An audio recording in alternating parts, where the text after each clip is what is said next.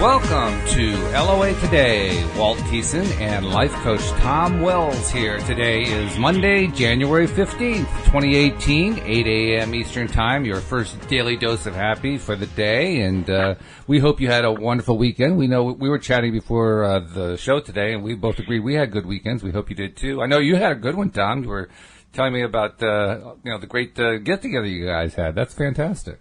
Yeah, it's really nice getting together with my brother and his wife and a couple of really good friends and going for a long walk in the mountains. That felt fantastic. It was pretty warm. It was pretty nice up there. No snow where we are, but a little unusual. Gorgeous. But it's nice to be able to get out no matter what. So that's the good news that happened there. Any wins lately? We should talk about wins before we do anything. Last time we were talking on Friday about how I was going to give this speech to my Toastmasters Oh, right, group, yeah. How'd that and go? I had decided to do it impromptu rather than do what Toastmasters expects, which is you prepare a speech, you literally write it out, divide it into parts, memorize it, and then you give it from that memorized place, basically. And I decided I just wanted to have some kind of theme, but then I would just get up there and talk. Mm-hmm. And I had done that Tuesday at another type of speech meeting with 5 people, but this is with more like 25 people. And so some part of me was really much more nervous, and I thought it was going to be a lot harder for some reason, but I kept saying, no, that's not true. It can be completely spontaneous and wonderful. So I wanted my inner being to speak through me. I wanted, it to come from my vortex place of confidence, of just complete confidence. And so I got up there, and I told a little story that I decided to use to start my speech so it would follow this theme, which was the theme of that we come into this life to learn to express ourselves, who our unique being is. And it turned out that about, I would say 80% of what I did up there was exactly what I wanted to do, but about 20% of it was a little bit hesitant. There wasn't the full-on confidence that I wanted to have, but it was 80% of it was. I was just really on a roll. And then afterwards, a whole lot of people said they really, really liked it. And I had 4 people in their 20s or 30s come up to me who want to contact me and they want to work with me. Wow. In some capacity because they were so impressed with what I had to say. They saw me as, sort of a mentor. Fantastic. And they said, they were really wanted to talk with me. It was really great. That's and great. So I got an idea of, a whole other way that I can have an income stream from one of the women who makes a couple $1,000s a month on Facebook Live. And just, I don't know, the whole thing just felt fantastic. It was just like being in the right place at the right time, doing the right thing, coming from the place I need to come from. And it really encouraged me to just go deeper into channeling through me what my unique self-expression is instead of feeling like I have to write it out and memorize it. And, Absolutely. I don't like that canned approach. Yeah, no, I don't either. I understand what you mean. And by the way, good on you for going ahead with your plan, even though you felt nervous about it. And it came through with wild flying colors. I mean, holy cow, that's a terrific result. Oh. Yeah, thank you. Yeah. Thank you. How about you? Did you have an awesome win? Let's see. Well, we've had a few wins for the team. Yeah, we've had some team wins for the podcast on Saturday. We reached our 15,000th play since I began officially monitoring them in November 2016. And that was a month where we had far less than 100, and we've been having about the same number for the previous 4 years. So, I mean, it's been a major, major increase over the last year or so. And you were just at 100 in 2017, and now you're at 15. No, well, we were getting about, you said. In November 2016, we were averaging under 100 plays per month. So over the course of 4 years, we'd had maybe 3,000 or 4,000 plays if we're lucky. And then since November 2016, we're at 15,000 plays in that period of time. So it's been really accelerating. 15,000. Yeah, it's really growing. So that's one win. That's really huge change. Oh yeah, it's gigantic. And I mean, you've seen the graph that I put together. Our listeners can't see it, but I share it with our co-hosts every month usually. And the graph just points straight up. It shows that our increases are just pointing straight up. Yeah, it's just amazing. So that's really good. Plus the project of putting the book out that we're all co-writing together, which I'm telling readers about now, listeners about now, so they'll be aware of it before it happens. You know, one of the benefits of being a listener to All the Way Today is you get to find out about things like this before they happen. And this particular book is going to be a collection of stories, real-life stories from the experiences of the authors, most of whom are life coaches, about how the law of attraction manifested some really cool stuff in their lives. And we already have 26 people who are going to be co-authors. The goal is still to reach 50, and I set a very, very aggressive goal trying to get to 50 within like a week, which was probably a little too aggressive. But we're going to get there, and it's going to be pretty quick, I think. And then once we got it, man, we're going to put this book together.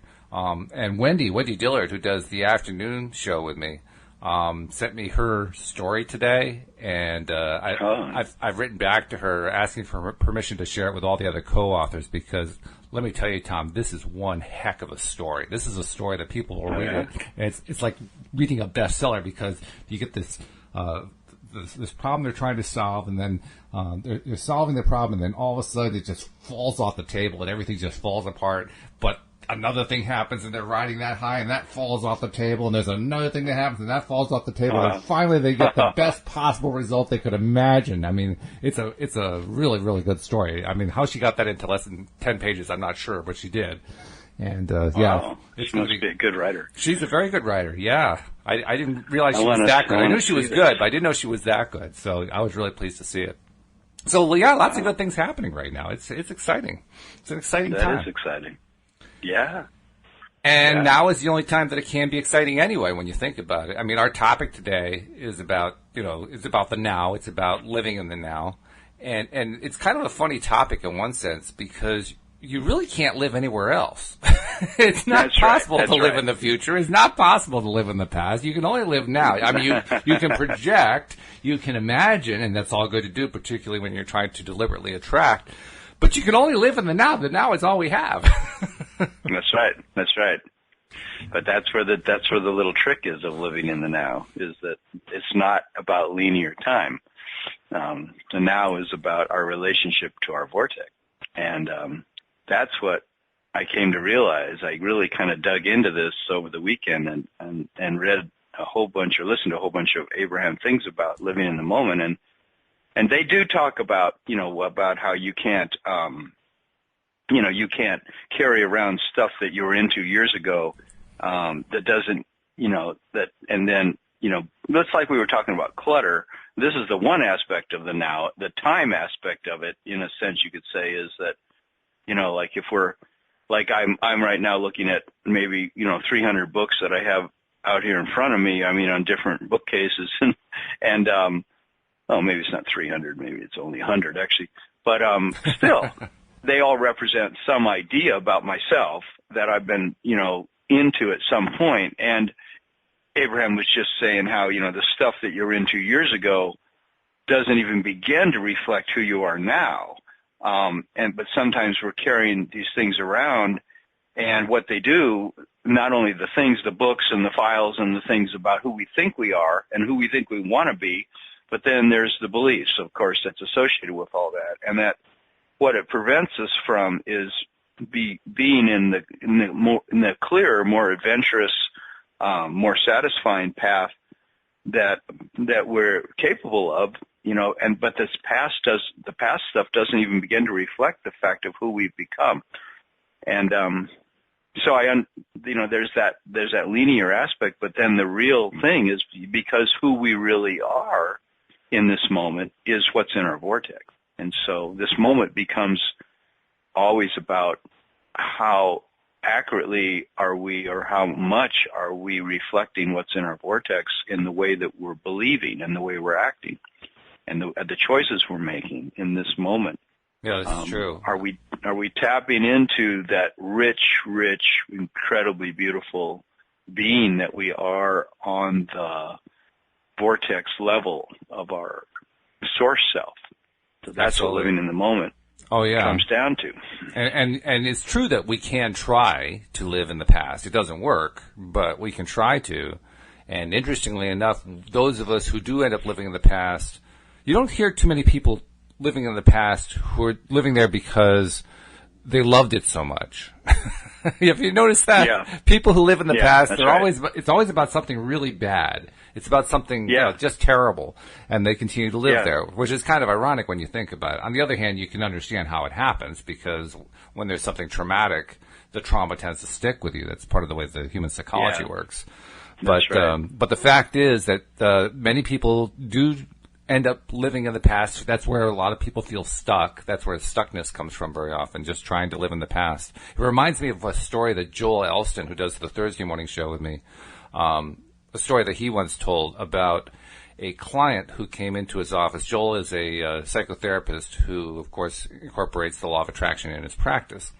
And he often gets a lot of cases passed along by other therapists, cases where they've been working with him for a long period of time, maybe even years, and the client just isn't getting any better, or maybe they're even getting worse, or everybody's kind of throwing up their hands. They don't know what to do with them. So this was one of those, and this young woman walks into his office, sits down, and from the moment she starts to talk, every single sentence practically that she says talks about how her ex-boyfriend who dumped her 2 years ago caused X to happen, and then Y, and then Z, and then A prime. I mean, it's just this long list of all these things that happened because she got dumped 2 years ago. And Joel said he listened for some period of time. I don't remember exactly what the period of time was, 5, 10 minutes, something like that, 15 minutes. And he said he started counting after a while. And when he got to 45 mentions, he decided at that point it was probably a good time to stop her. So he says, do you realize that everything in your life you're blaming on this boyfriend who left you 2 years ago, and as a result you've basically made yourself stuck, and you because of that you can't figure a way out, and all you really have to do is just change your focus. And she jumped up. She was steaming mad, absolutely furious that he had called her on this stuff, and stormed out of the office. And he said to himself, well, there goes that client.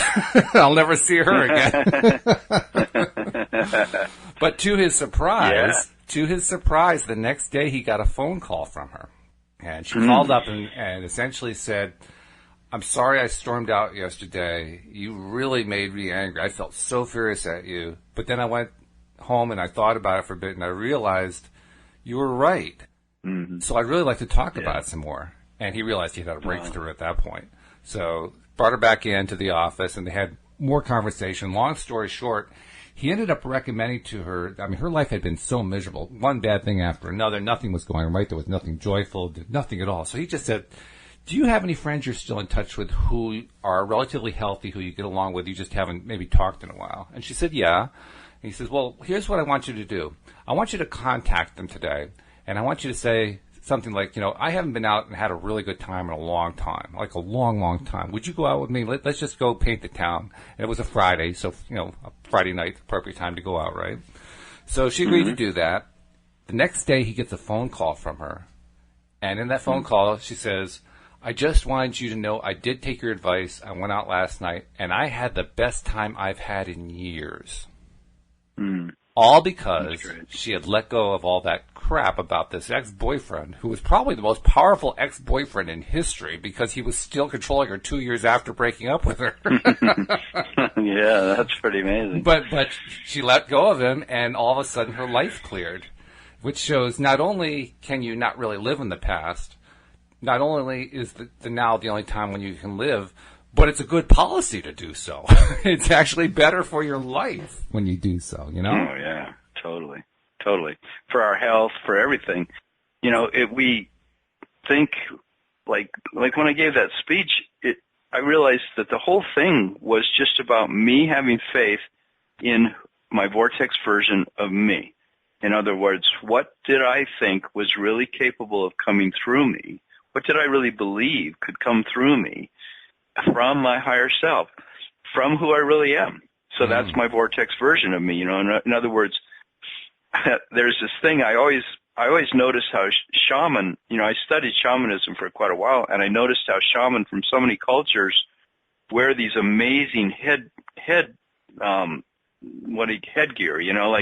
like if you look at some shaman from the rainforest, their headgear that they're wearing is sticking out like 3 feet from their head with these beautiful, ornate things from the rainforest, maybe feathers of macaws and beautiful things. Mm-hmm. And I realized when I was thinking about this whole thing about the fact that living in the moment is being present with what's in our vortex, and the shaman represents someone that's almost like you could say their aura, but it's like the vortex. It's the fact that who we really are is this incredibly powerful, beautiful being because of everything we put into our vortex. They have this thing in Guatemala where I worked with this one shaman who was the shaman in a village in Guatemala for about 18 years or something, and he said that the history of that village in throughout South America, I guess, is that with the Mayans is when they reach a certain milestone in their development as a human being, they get a particular item of clothing that's given to them by the village elders. And that item of clothing, when they wear that, everyone knows that they've reached a certain level of understanding about their life. In other words, they're more mature in knowing their vortex and who they really are, that vortex version of themselves, because in our vortex, we've been putting everything that's made us who we are, and so it's becoming this beautiful thing. And by the time they're in their 60s and 70s, they're wearing, he said, up to 25 different items of clothing that they come to these big sacred ceremonies wearing, and they just look gorgeous. He said they're every woman, every man is just, with these beautiful scarves and these beautiful, different layers of clothing they're wearing that say to everybody, this person is really a gorgeous human being for all that they've contributed to the village and all that they've realized about their own life and who they are. And I thought that's so amazing, that they have that understanding that as we mature, as we live this life, we are acquiring this beauty about us. And so living in the present moment means how much are you letting out? How much am I letting come through me the beauty that I have accumulated from all these years of living? And that's what living in the present moment, and of course a young child is doing the same thing, and they're also letting out that incredible beauty of who they are. But it made it just seem so cool what life is. It's not difficult if we let ourselves be truly happy and let come through us all this beauty. I wonder, I don't know. It's trippy. Is it possible to count up the ways, maybe count up isn't the right idea. Is it possible to quantify in some way the benefit of staying in the now versus getting caught up in the past or all hung up on what's going to come in the future? Is there a way to qualify it so that we can see that the now is really where we want to be anyway, even though we really don't have a choice in the matter, and that we actually do better there? Is there a way to measure that? I don't know if there is or not, but I guess it's part of the message. Well, yes, that's true. You can't really be happy in the future. You can't really be happy in the past.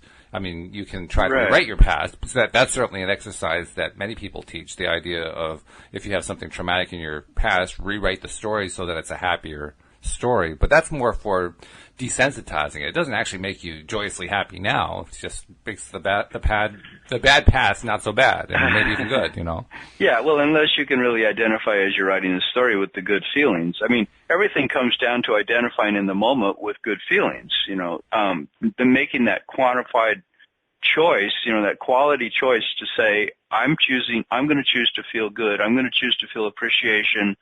I'm going to choose to be happy today. And that brings us into the present moment.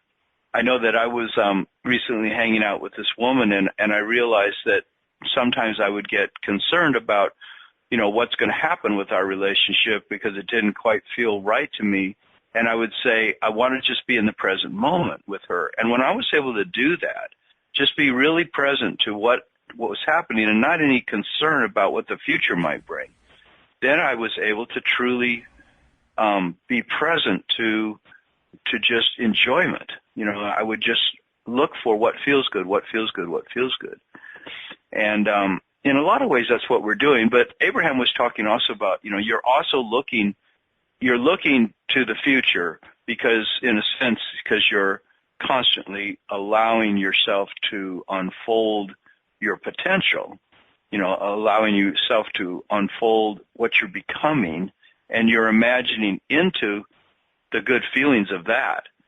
And then you're also being in appreciation of the beauty of what's happening in this moment, even if we recognize we're not, as fulfilled as we could be, we're not as happy as we could be. Maybe we're still carrying around a lot of clutter with us in our minds or in our belief systems and in our possessions. But that doesn't mean that we can't, in the moment, find happiness. We can always. There's a way to find that thread, the happiness that's running through everything. Oh, yeah. In fact, that seems to be the key to it, Oh, sure. And in fact, the only way you can really, truly feel happy on an ongoing basis is by focusing on good stuff that you like that's happening now. I mean, you can try to find stuff in the past and focus on that. But it's hard to hold the focus real long because, it's not like the stories go on forever. They just, you have the happy story from the past and you tell the story and you might even spend 5 or 10 minutes telling it. But it's not like you can, just keep living it for the next 25 hours. It just doesn't work that way. You run out of storyline, Whereas when you're living it, the storyline of actually living in the present is a continuous storyline. It has an endless number of pages to it. And as a result, you can stay longer. You can stay happier. It's what makes it possible, actually, to conceive of the idea that you really could be happy all the time. I mean, it's something that can seem pretty outlandish when you're feeling depressed most of the time. But as you get higher and higher up the emotion scale, up to the positive reaches, you start to realize, yeah, I could really do that. That's actually possible to get there. I may not know how to do it just yet, but because I'm closer, I could see that. And indeed, it is possible. You actually can get there. You can get to the point where every single day you just feel good. You feel good. You feel good because you're staying right there in what's going on during that day. Now, that doesn't mean that we don't have bad stuff that happens in the day. Bad stuff does happen. If we lived in a world where nothing happened that we didn't like, well, it'd be kind of a boring world, wouldn't it? But the real question isn't whether the bad stuff happens. The real question is, how do we deal with it? And that's the art of living in the now, don't you think? I think that's the whole art of life is it's developing a happy habit, as Abraham calls it. But at the same time, that happy habit is that to be able to revel in the contrast, if they call it step 4, is that step 4 or step 5? It's when you're able to, I think it's called step 5. It's when you're able to create, you're able to play with the contrast is what it comes down to for me. It's like, can you enjoy the fact that you had a desire, you attained something, you manifested something, and as soon as you manifested something, then a new desire was born. You launched a new rocket of desire, and then that brought more, like contrast into your life because you don't know at first how you're going to attain that thing. It's like when you're reaching a certain number with listeners. You could reach a certain number that you shot for, but then you get there and then you say, but I would rather attain this number now, or some other goal. We're constantly altering the goals that we have based on attaining something that we wanted. But do we enjoy the process? Because we're not trying to get to some nirvana where we're just constantly in bliss. We're really on the leading edge of creating through contrast, but are we enjoying the process of creating? That's what it comes down to me. Are we enjoying the process just like a sculptor would in the studio? If he's got a lump of clay, he could feel pretty uninspired, or he could see in the clay a possibility of making something truly beautiful. Yeah, and at some point during the process of making that clay into something truly beautiful, he has to be willing to stop doing it and move on to the next project. That's the other thing. Right. I kind of equate it to, somebody who's constantly putting out the same request over and over again and then getting disappointed and then putting out the same request and getting disappointed. They're like the sculptor who keeps, pulling away pieces of clay until there's nothing left on the table and there's nothing to work with because he's just pulled it all away. At some point, you have to create your masterpiece and just admire it and let other people look at it and enjoy it and stop trying to keep, asking for it again, so to speak. I mean, it's crazy. And Abraham talks about if you're a sculptor and you make one piece of art and then you show it to everybody, and 10 years later, you're still calling yourself a sculptor, and they say, well, let me see what you've done, and you pull out that same piece of sculpture you made 10 years ago. Right. And you say, well, I did this, and they said, well, that's great. And, anything else? And he says, no, this is it. This is what I did, and they said, that's just not the way life is. Life is, you're constantly creating something new, and that's the thrill. That's the thrill, is the constant evolution, the constant new creations that we're doing. And that's what enlightenment is. Enlightenment is when we're just constantly living in the moment. Like if you can imagine, if you think of a Jesus or a Buddha as an enlightened being from the stories we've heard about them, well, the feeling I had about them was they were constantly creating. They were living in the moment. Jesus wasn't a Christian and Buddha wasn't a Buddhist. They were just these human beings who were on the leading edge of their own manifestation of their vortex self. They were manifesting this infinite aspect of themselves, and that was so refreshing to other people that they were getting these great reflections back, and people were writing about them and talking about them because they were living in the moment, it seemed, and they were manifesting this beautiful being that they were. Yeah, absolutely. And that's what our potential is. Oh, yeah. Right? Absolutely. Potential is really what it was all about for one person who was very much of an advanced being whose birthday gets celebrated today. It's Martin Luther King Day. And King was all about the importance of living in the moment. In fact, most of what he did as a leader of the civil rights movement was about living in the moment. He was trying to encourage people, stop living in the past. That doesn't do you any good. Stop trying to imagine a future and get all worked up about how bad the future is going to be because of how badly we're going to get treated. Just stop all that. And he was up against a really tough thing. He was up against a massive societal-wide anger that was going on, particularly within the African-American community. And yet he found a way, just by staying present and certainly addressing concerns. I mean, don't get me wrong, he definitely addressed the concerns of the community. But he did it in a way that said, essentially, let's put all that awful baggage aside and let's approach this with a more positive viewpoint. That's what was amazing about the man. And despite all of the trappings of what he was dealing with, he still found ways to remain positive. That was just truly remarkable about him.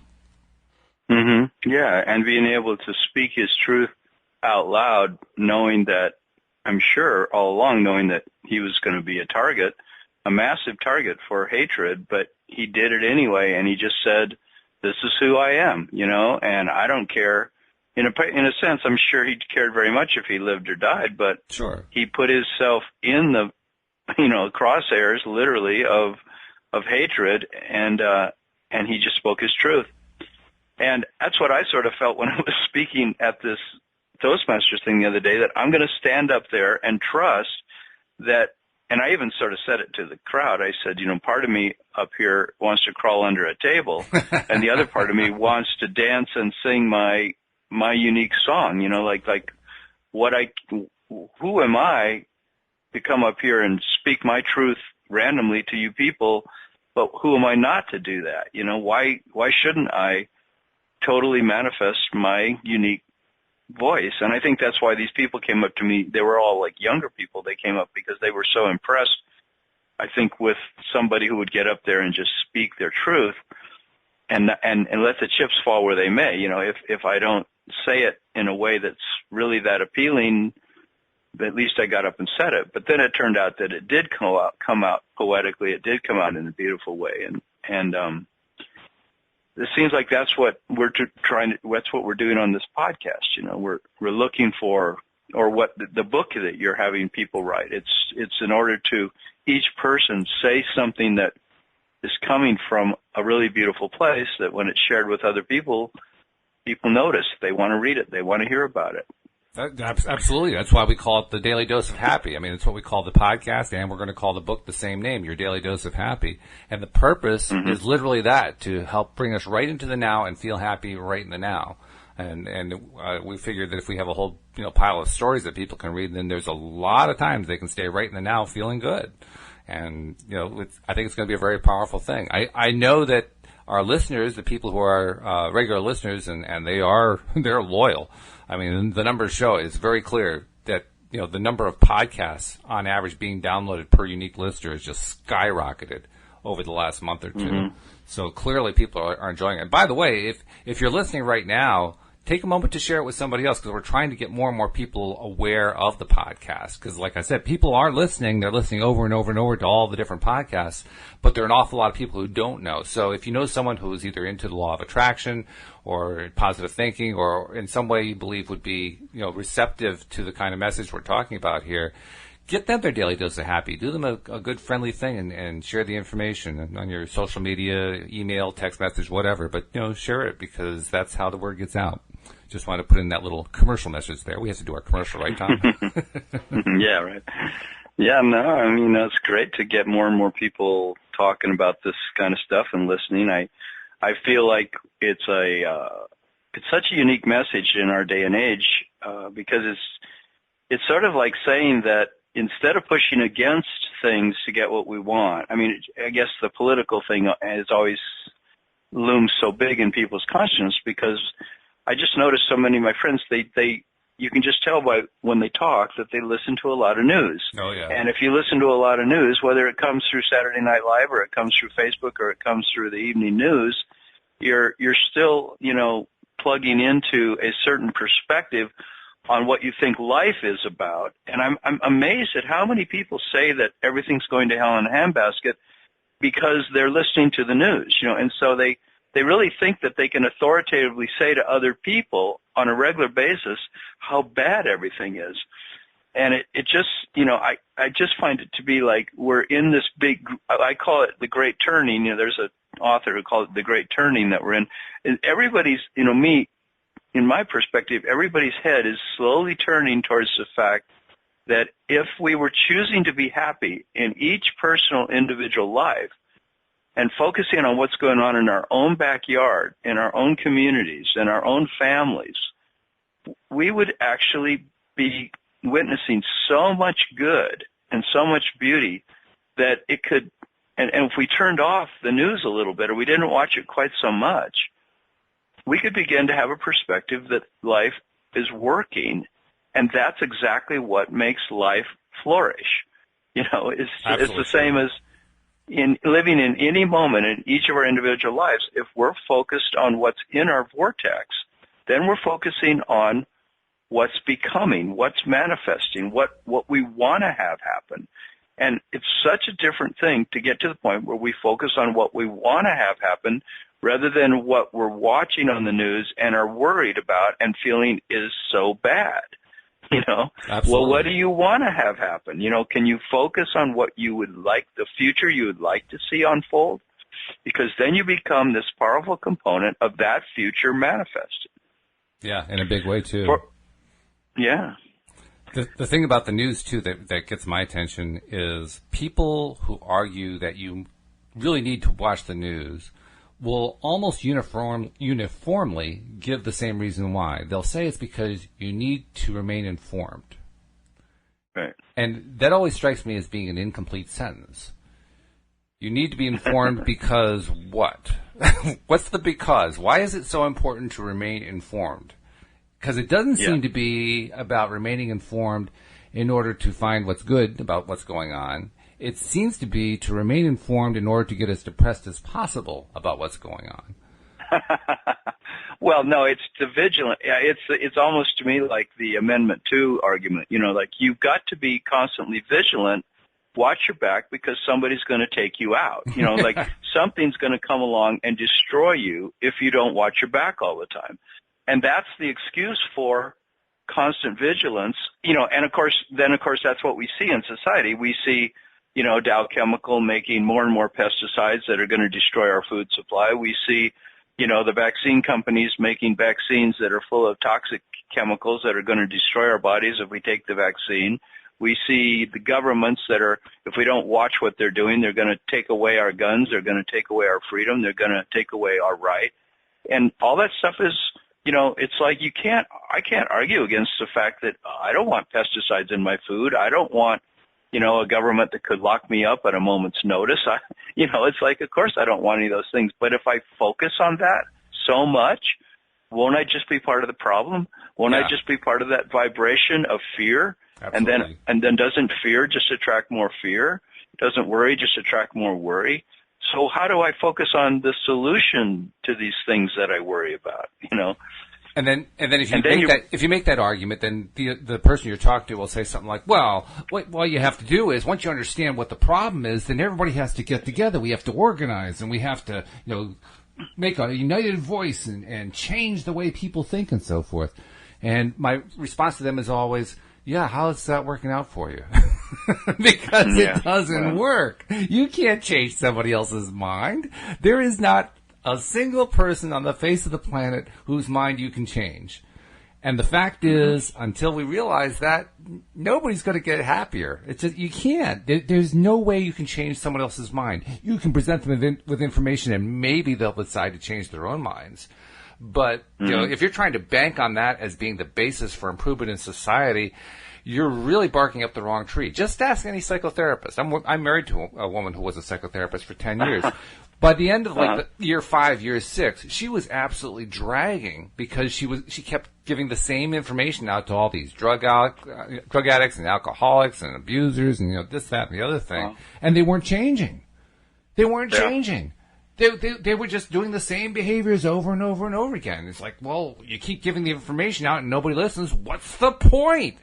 And of course, there is a point, because there are some people who are genuinely looking. I don't mean to, just sweep that under the rug, because clearly that is important. But if what your goal is to try to make a massive change in society, that approach clearly doesn't work. You can't make a massive change in society just based on, well, if we get the information out and we all band together, it's all going to change, because that's not what history shows. History doesn't show us that at all. Change happens. It happens at an evolutionary pace, but it does happen. And you can even point to exceptions where there was like the massive rally or a massive gathering and so forth, and that became like a turning point and so forth. But it happens so infrequently. It's so rare. Whereas when you look at what happens when people focus on what's going on in their own lives, in their own families, in their own friends, in their own circles, and they start trying to do good stuff there, then all kinds of good stuff happens far faster than any pace that can possibly be achieved, when you're trying to do it on a massive scale like that. Because you really can't change anybody else's mind. You can simply do what you need to do in your area and make it better just by doing it the way you want to do it. Do it that way, approach it that way. Now you have a chance. You can change something locally. You can change something to your own, particular social circle. And the change that gets made happens because you decide to change yourself. You decide to change the way you think. You decide to change the way that you act. You decide to change, what you eat, what you drink. You decide to make changes in your own life, and that's what makes the change. So focusing on the news is like, what are you doing, folks? You're focusing on the wrong thing. Yeah. Well, if there's a pushing against, what you were saying made me think of my own life. How much do I push against things that I'm resisting because I don't like them? Like if I don't, say, for example, like the amount of clutter in my life, then I can have that be this little, remember the story of the princess and the pea, where they put this pea under, 8 mattresses, and this particular princess, because she was so sensitive, she kept feeling that pea, that was under, no matter how many mattresses they'd put on, it still bothered her. Yeah. And it's sort of like in my life, do I still how many things do I let stop me from being happy? Like just as excuses because, well, I don't yet have it this way in the relationship area, and I don't yet have it that way in the money area, and I don't yet have it this way in this car I want, and I don't yet have it this way in the friendship that I want and this partnership that I want, and it's sort of like all those little aggravations if we keep focusing on the aggravation, I wish I could get this done. I wish I had this completed where I had more of this and more of that. Then we're always putting out into the future our happiness. So we're consistently unhappy, really. Mm-hmm. And happiness really comes from being able to be in the moment and saying, where is my solutions here? Where today, like for example, we're both like have this day ahead of us, not facing it, but we have this opportunity of this day ahead of us. Yeah, it's not a confrontation. And it's like, yeah, and it isn't a confrontation. Sometimes people think of it that way. Like this is Monday, right? This is the day of confrontation. This is the day where you have to suck it up and accept the fact that you're going to have 5 more days of doing what you don't love to do. You know, I mean, that would be the only reason that I think a person wouldn't like a Monday. One of the main reasons, because they don't really like their work. They don't really like what their choices are in life, and they're putting up with it because they have to. It's a toleration thing. And how can we get to the point, you know, slowly and gradually or quickly, where we love every day, and it doesn't even matter what day of the week it is, because we're actually just always dealing every moment with, am I choosing to be in touch with what I've put into my vortex and letting it come to me, letting beauty unfold, letting wonderful things unfold, letting myself find solutions. You know, am I taking action towards my solutions? Am I imagining my solutions, feeling into feeling good? Or am I thinking that I'm up against obstacles and I'm more focused on the obstacle aspect of it?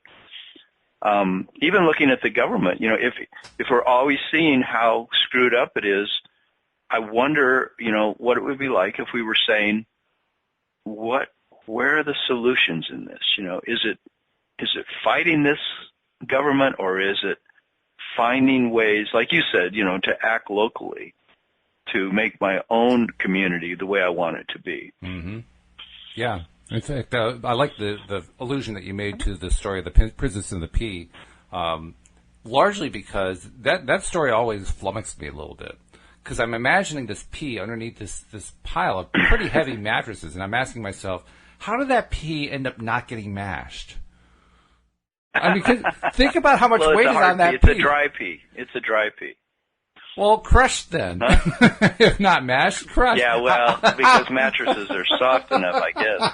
I don't know. I don't know about you. The last time I carried a mattress, a single mattress, I thought, this is fairly heavy. I'm imagining like 20 on top of it. Like, wait a minute, hold on. There's something wrong with this story here. But I think it's yeah. But it's also what's wrong with the concept of one little irritant getting in the way. I mean, the only way that irritant really gets in the way is if it's psychological. Because there's no way she felt that pee. That's impossible. That's right. But what she did feel, she felt with the psychological thing, oh, that pee's there and I'm just going to be so annoyed by it. Well, she had that choice, or she also had the choice of saying, you know, these are really soft mattresses. I mean, that's a assertive sleeper. I mean, it's like, how assertive sleeper? Come on. Yeah. So it's just it's really perspective. Like how close are the manifestations that we want? You know, in every moment, it's like, you know, if we want things that are out in the future and we think we won't be happy till we have them, we'll never get to them without beginning to see that life is blessing us right now. You know, that's like Abraham said, the quickest way to get the money that you want is to appreciate the money that you already have, even though however small amount it is, you know, to be able to appreciate other forms of wealth in your life, like the abundance of the air you have to breathe and the water you have to drink and the food you have to eat and the warm house maybe that you're in tonight, you know. Just there's so many things that are manifesting abundance.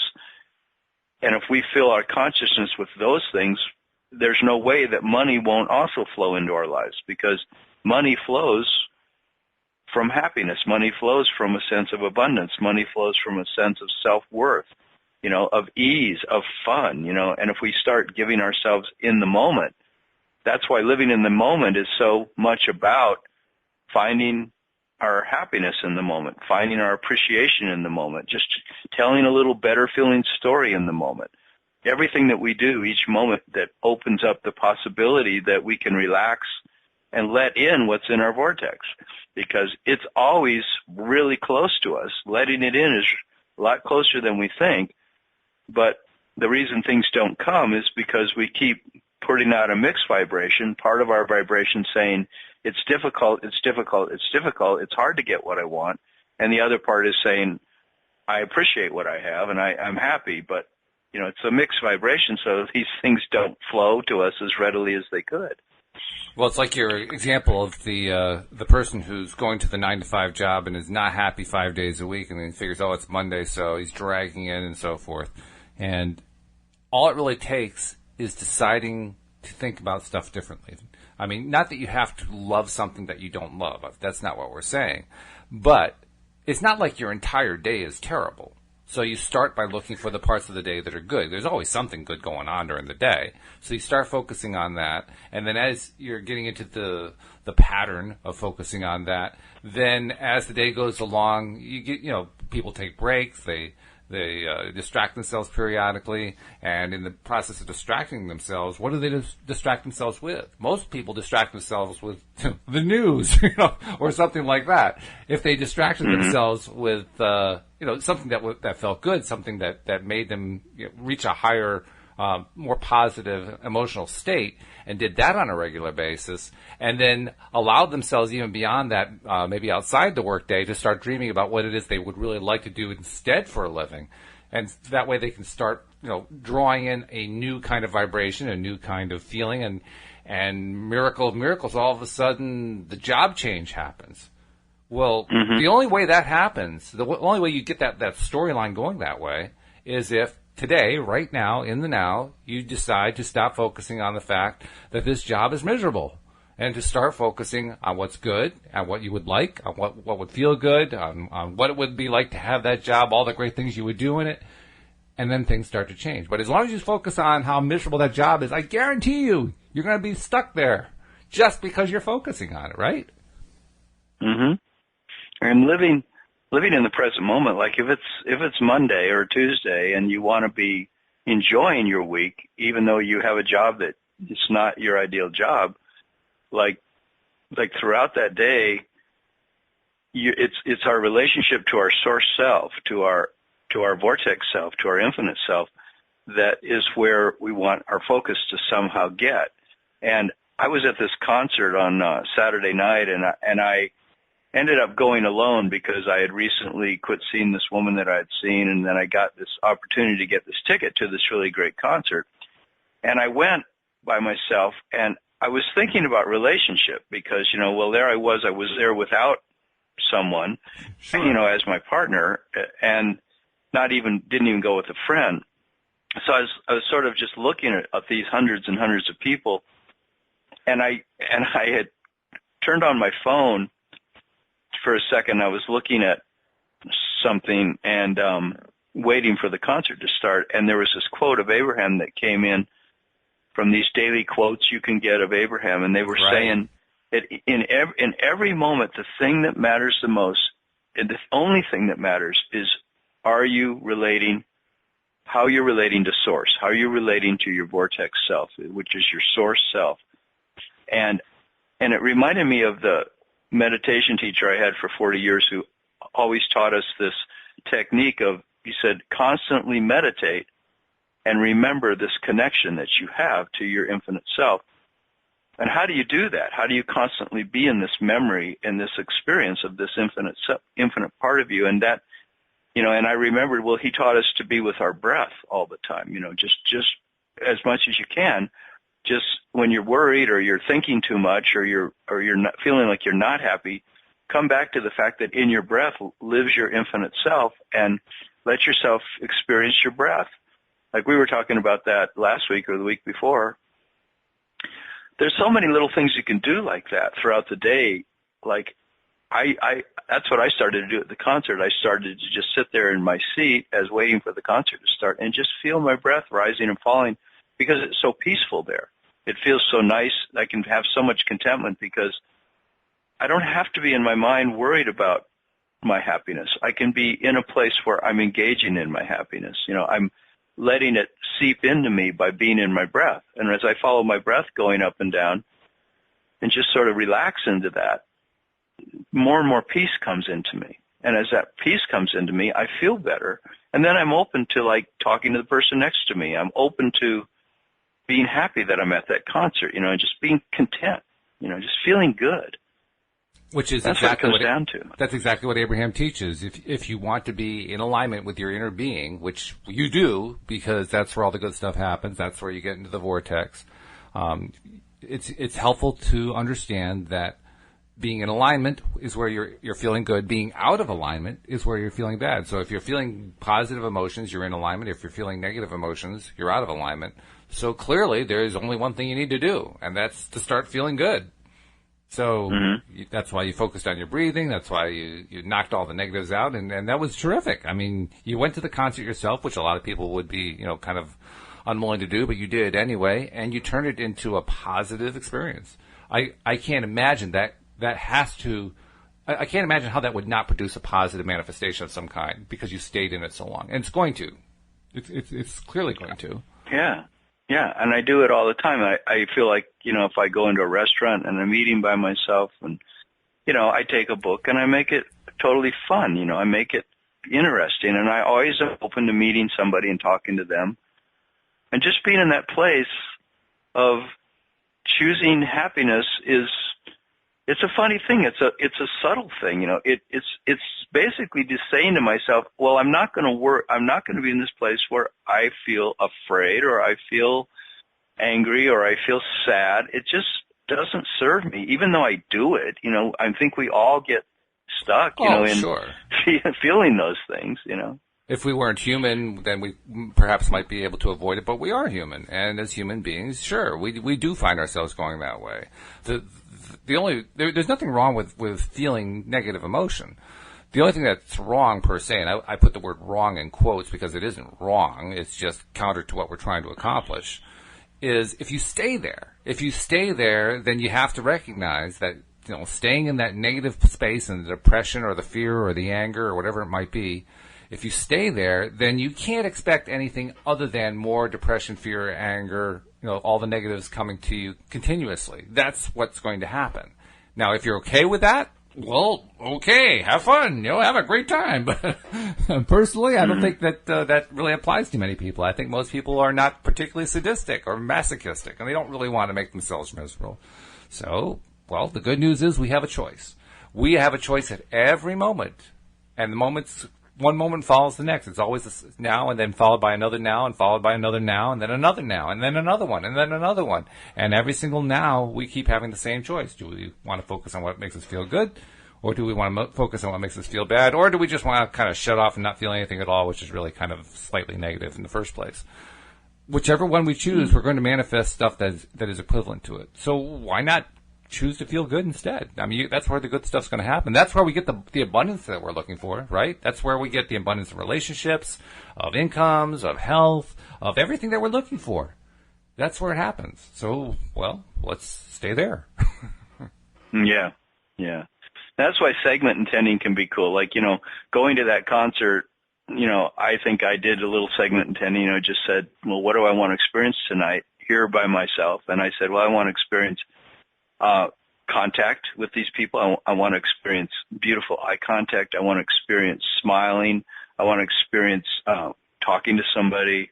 I want to experience completely enjoying the concert, completely getting into the music. I mean, actually, that night I didn't even have to try. I was feeling so high just going there because, you know, I was feeling like I'm an infinite being. You know, I mean, that experience Friday of giving that speech made me feel so much like, hey, I let my infinite self speak through me. So, you know, I'm just more and more becoming that. That's it. That is who I am. And the fact that I'm owning that more and more and sitting in that place of saying, look, I'm an infinite being. I mean, anything's possible. Everything's possible because there's no reason why I can't be as happy as can be because, you know, and a lot of it is just relaxing and chilling out and realizing, like Abraham said, that all of our we have to like begin to think of all of our problems as bumps in the road rather than great big deals, you know, big mountains, you know, like that saying, don't make a mountain out of a molehill. And if we think of every problem as a molehill, every problem is just a small thing, And it only becomes a big thing if we decide to give it that kind of focus. If we say, no, this is a really serious, big, big problem. Because of course you can say that. I mean, look at things that are going on in the government right now. You could say some things are serious, really big problems. Oh, yeah, there are endless opportunities. But if you keep focusing on it, and you keep saying that, and you keep focusing on that part of it, and you keep saying that, that'll be your focus. It won't be on the solution. So how do I minimize my focus on the problem aspect of this and maximize my focus on feeling good? So, if I'm feeling bad, it's always to me like, how do I minimize this and maximize what's possible, what feels good? How do I chill? I mean, I love how Abraham said so many times, that's the solution is to so many things is chill out, relax. You've got to quit making things so intense for yourself. Take the drama out of it, Yeah, right. The solutions don't lie in the drama. It's funny, too. You mentioned something there almost in passing, and when you said it really clicked in my head. You mentioned the word smile. You talked about smiling to people. And it occurs to me that is probably, if you're finding yourself stuck in a bad place, finding opportunities to smile at somebody. I mean, going out of your way to look for them, and then when they happen, smile at somebody, and doing that as often as you can, that's probably one of the most powerful things we can do to change our mood around. Because when you smile at somebody, especially if you do it unintentionally, that's when it's really cool, you get amazing reactions back. Just amazing. I mean, one of my favorite stories to tell is when I take my walks and I have my iPhone and I've got headphones on and I'm listening to a positive music list that I have. I get about 15, 20 minutes into the walk, and most times by that point there's a silly smile on my face that I didn't even know was there. And I get some crazy reactions. I mean, people just, grinning broadly as they're walking by, and I'm thinking, where were you yesterday? What happened? And then I finally realized, I must be smiling. I didn't realize it, But smiling is so powerful. So powerful.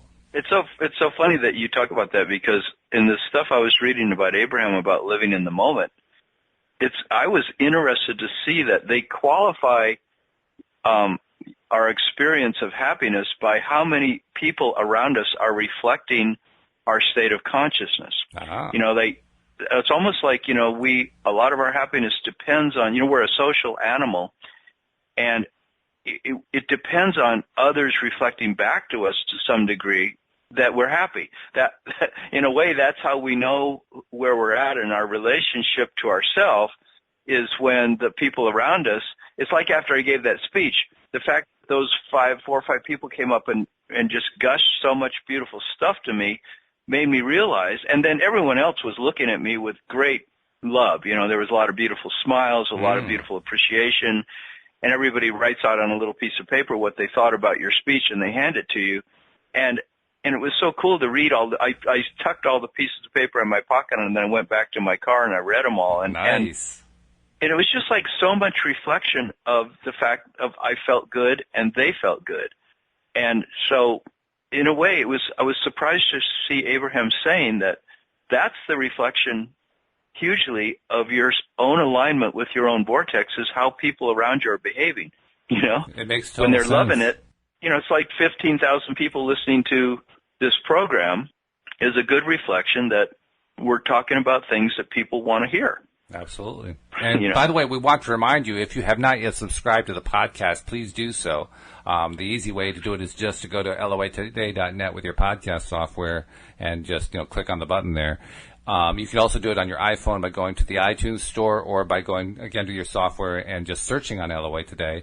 On an Android, it's actually a little bit more complex if you don't have the software installed already. iPhones come with it built in, but if your Android phone, whether it's a Samsung or an iO or Motorola or whatever, if your phone doesn't currently have software, you need to go to the Play Store, and one of the free ones that are available is called the Podcast Manager. So just download that and then search on LOA Today, and that's a quick way to do it. Tom, if someone wants some coaching, how do they get a hold of you? Just go to my website. It's called youarejoy.com, youarejoy.com, and there's a free coaching session I offer on that you can sign up for, and check out coaching with me. If you enjoy it, then we can do some more coaching together. Sounds good. Tom, it's been a pleasure as usual. I look forward to visiting with you again on Friday. Yeah, me too, Walt. Thanks a lot for today. It's been great. All right. We'll see you all tomorrow, or later on today, actually, on the next episode of LOA Today. Goodbye, everybody.